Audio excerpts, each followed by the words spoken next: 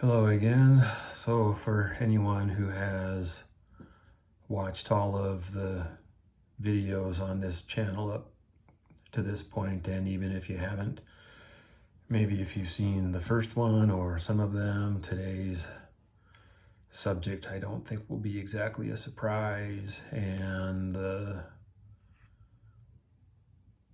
update on the subject probably won't be a surprise,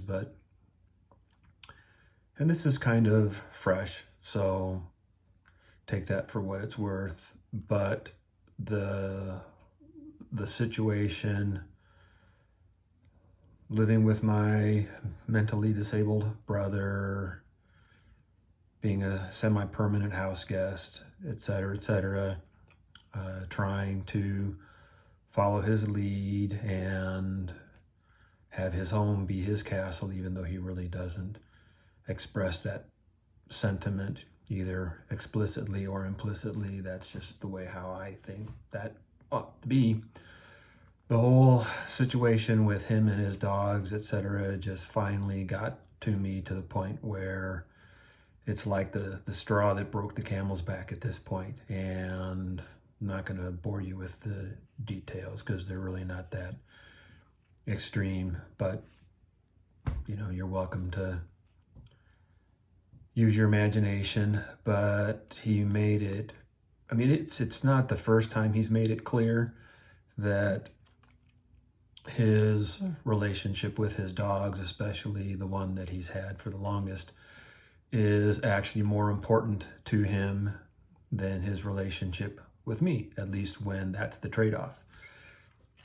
And it's not the first time where his, I'm going to call it selfishness, has manifested itself kind of at my expense. There was an incident quite a while back in which he was almost completely disabled. He was still recovering from his open heart surgery and still had a urinary catheter and still had a walker, and just getting into bed, as an example, getting into bed was a exercise unto itself, and getting out of bed, and there was a whole procedure that he needed to follow in order to protect his sternum while it was healing up from the surgery, etc., and almost was physically incapable of doing anything.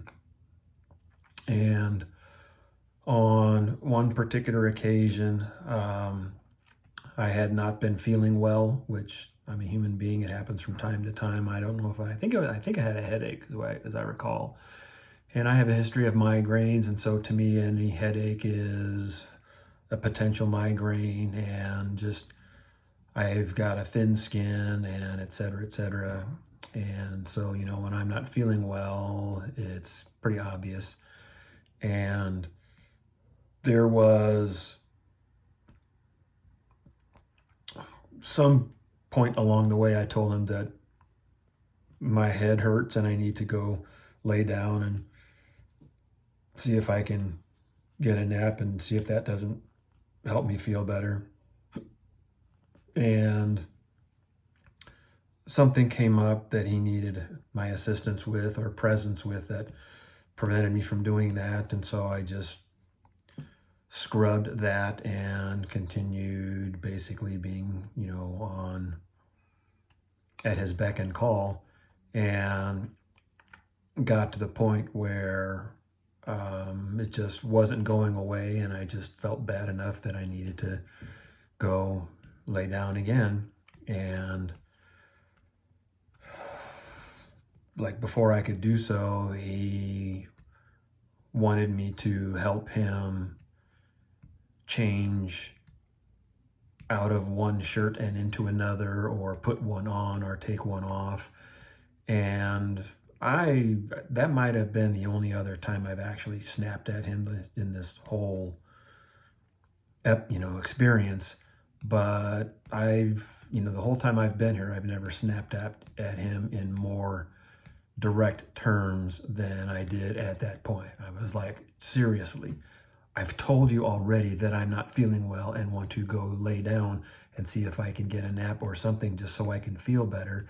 And you've already short-circuited me once in my effort to do that. And now you're telling me that it's more important to you to put on a shirt or take one off than it is for me to get relief from something that I'm actually experiencing that is painful to me and is not going away on its own, or despite whether or not I've actually taken some aspirin or something for it, which I think I probably did. And I just like, I just like lost my mind momentarily. And partly because of the medications that he's on that suppress his emotions, and partly just because of the way he is. He was like, I'm not gonna get into a argument with you about this. So I just left that as it was. And so it's not like this kind of thing is totally unheard of. And typically it's the result of a certain amount of frustration building up over a period of time. That's just the nature of the beast. And so the situation with the dogs, and especially the one barking commands at him, basically just for the fun of it, which it just could not be more clear to me. That's the mechanism that's going on. And if he wants to, then, that's his business. And there have been times where she has done it like right in front of me, even though it's directed at him. And I'm fed up with it. And so I'll chase her away to give her some negative feedback about her behavior, at least in my presence. And she's a really smart dog. I mean, she has figured this out. So I'm expecting her to figure that out. And she has kind of, sort of. But long story short, I guess it's too late for that, is today, it just got past the extreme that I can tolerate.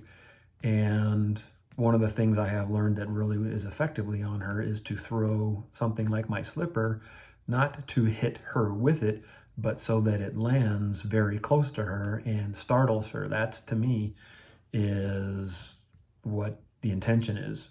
And there's been an occasion or two where I accidentally hit her with something when I wasn't intending to. Was more intending to startle her by throwing something that landed very close to her. And